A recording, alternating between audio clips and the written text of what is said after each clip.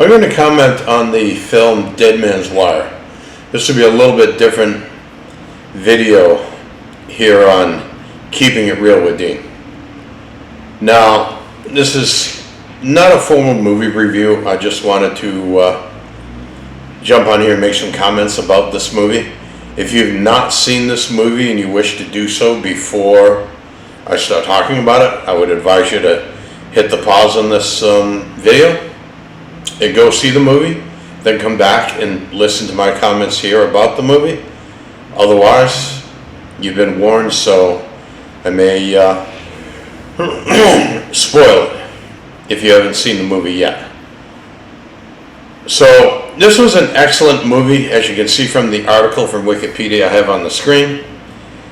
The main character in the movie was someone named Tony Kiritsis. He had invested in some property that he wanted to develop a shopping center with, and in investing in that property apparently owed a loan payment, a mortgage on that property to a company in Indianapolis called Meridian Mortgage Company. And he alleged that I don't know how true this is, but apparently as it was depicted in the movie, he had alleged that Meridian Mortgage Company screwed him over and prevented him from being able to succeed in developing a shopping center on this property, and obviously wanted him to still continue to make the payments on the property. He didn't make money, wasn't able to make those payments, and he made an appointment to speak with, I believe his name was M.L. Hall or M.K. Hall, the founder and creator and owner of Meridian Mortgage Company. And Mr. Hall was on vacation, and so he instead was given an appointment with Hall's son, Richard Hall. And he had brought with him a device which was set up to basically put a dead man's wire attached to a shotgun around the neck of Richard Hall, basically allowing him to take Richard Hall as a hostage and kidnap him, and with the threat of that shotgun shooting from that device and killing Richard Hall. And he was able to, as it was depicted in the movie, he was able to hold police at bay and get the police and the local authorities to do what he wanted to. And he was able to steal a police car and have Richard Hall drive that police car to his apartment complex, which they depicted in the movie as Crestwood Apartments. And that's where the hostage standoff led for, I believe, 2 or 3 days. And ultimately, through some what appeared to be very good work of the police and the local authorities, they were able to defuse that situation. And they ultimately made a deal that Tony agreed to, which was going to give him complete criminal immunity from the situation, was going to involve Meridian Mortgage completely forgiving and eliminating his debt with them, and also pay them $5 million for what he believed to be reparations for how he was wronged. In the process, he appealed to a local popular radio DJ host who helped him get his message out there, and he became kind of it got national attention at the time. I mean, this was 1977, February of 1977. I was 10 years old at the time. I don't remember hearing it about it at the time, but it gained a lot of national attention, and Tony Kiritsis became kind of a folk hero for standing up to the system and standing up for, the little guy that, is perceived to be screwed over by these large banks and mortgage companies and financial institutions, which, so he was able to make a very populist appeal and become very popular, and he was able to, through that process, get his side of the story out, and his brother kind of helped get his side of the story out, and his brother arrived on the scene to try to help defuse the situation and negotiate this deal that they made, which involved immunity, a $5 million payout from Meridian Mortgage to Tony Kiritsis, as well as the local prosecutor agreeing to give, who knows whether they probably didn't really intend to do that, but they did say they were going to give him complete criminal immunity, and once he took the dead man's wire off of Richard Hall and let Richard Hall go from his hostage status, that he believed that they were going to let Tony walk free and have criminal immunity. So in the end, Tony did at least believed he was getting everything he wanted, including an apology from the owner of Meridian Mortgage Company and an admission that they had done him wrong. So he removed the dead man's wire from Richard Hall, the son of the owner of the mortgage company. And then immediately after that, the police tackled Tony Kiritsis and immediately took him into custody and arrested him. They did actually prosecute and put him on trial in Indianapolis for a kidnapping charge. And surprisingly, it was a high-profile trial. And at the end of that trial, the jury found, I think this was more common in the 70s than it is now, the jury found Tony not guilty by reason of insanity and sentenced him or sent him to involuntary incarceration in a mental health facility. And after he was in that facility for 2 years, Tony could have been released to released to his own freedom if he had agreed to ongoing regular psychiatric treatment. Now, he declined that. He said he didn't believe he needed any psychiatric treatment. So he stayed another 8 years in the psychiatric facility before he's released. So that would take him from 1977 to 87. And allegedly he was under FBI surveillance until he died in 2005. So apparently he lived 18 years of freedom after his acquittal on the basis of being found by the jury to be innocent by reason of insanity. Now, I want to make some comments about this. I mean, we can look at what Tony did, and I think pretty much all of us would agree that we would not do that. Even if everything Tony says was true, that Meridian Mortgage Company screwed him over and prevented him in an unfair manner from being able to develop that property into a shopping center and make money from it. And you would think that Meridian Mortgage Company would benefit just as much from that. I mean, Tony would make money and would be profitable and would have the money to pay his loan to Meridian Mortgage Company. They would benefit because they would make profit from receiving the repayment and the interest earned on that loan. So, I mean, I don't know about the specifics of the situation or the facts of it and whether or not Meridian Mortgage Company did something unfair and unethical. I mean, it wouldn't surprise any of us that a large company like that would do some shady dealings and some unethical things. Whether or not this really happened or not, we don't know.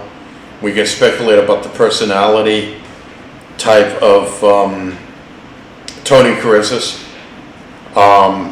I'm not diagnosing here, and I don't have expertise, as Dr. Grundy would say. I'm just speculating on what could have happened in this situation. But I do perceive that Tony Kiritsis probably had some narcissistic tendencies. He had a bit of grandiosity, which led him to kind of portray himself and become the kind of folk hero that he became, and maybe a little bit of paranoia, and that he thought that whatever happened, that Meridian Mortgage Company was screwing him over and preventing him from being able to successfully turn that piece of property he invested into a successful shopping center. Perhaps there was a bit of narcissism. You could see signs of that in the video from time to time. I think he very much was concerned with how he was perceived, but maybe in a narcissistic way, that he demanded that the way the media portray him, not portray him as a kidnapper or a criminal, that he'd actually committed that crime, obviously, but he didn't want to be portrayed that way. I think a lot of what you see in the way he behaved tell me that there was quite a bit of narcissism involved there, and that Tony probably has some narcissistic tendencies. Whether he had narcissistic personality disorder, I'm not a psychologist or psychiatrist, and I don't have the ability to make such a designation or a diagnosis, but to the degree that I understand narcissism in a more, in a more basic sense, I do see a lot of narcissistic behavior and tendencies in Tony. Whether the owner of the bank, I believe N.K. Hall was his name, or was it M.L. Hall? It says here in the article, let's see, M.L. Hall was his name. Whether he was a narcissist, I don't know. The movie didn't really show a lot of his character. The son, Richard Hall, again, I'm not sure, but maybe. I wouldn't rule it out, but they didn't really exhibit a lot of narcissistic behavior. They reacted the way probably most of us would react had one, you've been the owner of the company, accused these things, and your son gets taken hostage by this guy, Tony Kiritsis, and kidnapped and taken back to his apartment and all that. So I think it's a very interesting movie. It was an excellent movie. It was well done. I think it raises some interesting issues about a number of topics, not just the narcissism angle that I raise here, and how someone like that becomes kind of a folk hero. And there are some very real issues, that some very real societal issues about the distribution of wealth and power in our society, and how some elites clearly benefit from more and from financially and other aspects of our system, and do probably have more advantages in the system, the criminal system, the financial system, society in general. Tony Kiritsis aspired to be a successful business owner and create this, develop this land into a successful shopping center. And, for whatever reason, we don't know what reason, that didn't work out. And the way he dealt with that not working out is probably in a dysfunctional manner.